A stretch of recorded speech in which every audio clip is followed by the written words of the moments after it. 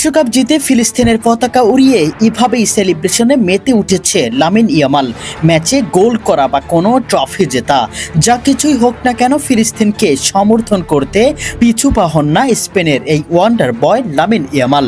এবার আর্জেন্টিনাকে হারিয়ে বিশ্বকাপ জেতার পর ফিলিস্তিনের পতাকা হাতে নীরবে প্রতিবাদ করতে দেখা গেল ইয়ামালকে। বিস্তারিত রিপোর্টে।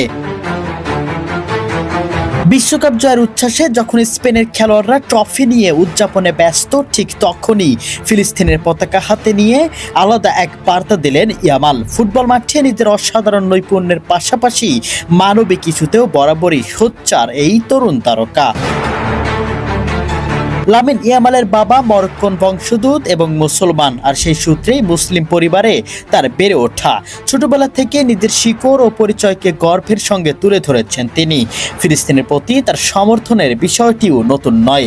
এর আগেও বিভিন্ন সময় সামাজিক যোগাযোগ মাধ্যমে ও বিভিন্ন উপলক্ষে ফিলিস্তিনের মানুষের পাশে থাকার বার্তা দিয়েছেন তিনি। এবার বিশ্বকাপ জয়ের মতো ঐতিহাসিক মুহূর্তেও সেই অবস্থান থেকে এক চুলও সরে আসেননি ইয়ামাল। আর্জেন্টিনাকে হারানোর পর তাই ট্রফি হাতে উদযাপনের পাশাপাশি ফিলিস্তিনের পতাকা উড়িয়ে তিনি আবারও আলোচনার কেন্দ্রবিন্দুতে চলে এসেছেন।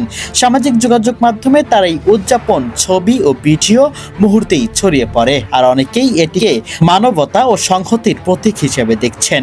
উল্লেখ্য, এর আগে আর্জেন্টিনাকে 1-0 গোলে হারিয়ে বিশ্বকাপ জিতেছে স্পেন। পুরো 120 মিনিটে দাপুটে পারফরমেন্স করে পাত্তাই যেন দেয়নি লিওনেল মেসিদের। মাঠের মধ্যে হতাশ চেহারায় দেখা গেছে লিওনেল মেসি, এমিলিয়ানো মার্টিনেজদের। এত দুর্দান্ত পারফরমেন্স, এত সুন্দর ম্যাচ উপহার দেওয়ার জন্য স্পেনকে প্রশংসায় ভাসাচ্ছে পুরো ফুটবল বিশ্ব। আর এদিকে লামিন ইয়ামালের এত সুন্দর দৃশ্য যেন দুটি মিলে পূর্ণতাই পেল ফুটবল। প্রিয় দর্শক, লামিন ইয়ামালের এমন দৃশ্য আপনাদের কাছে কেমন লেগেছে কমেন্ট বক্সে অবশ্যই জানিয়ে যাবেন।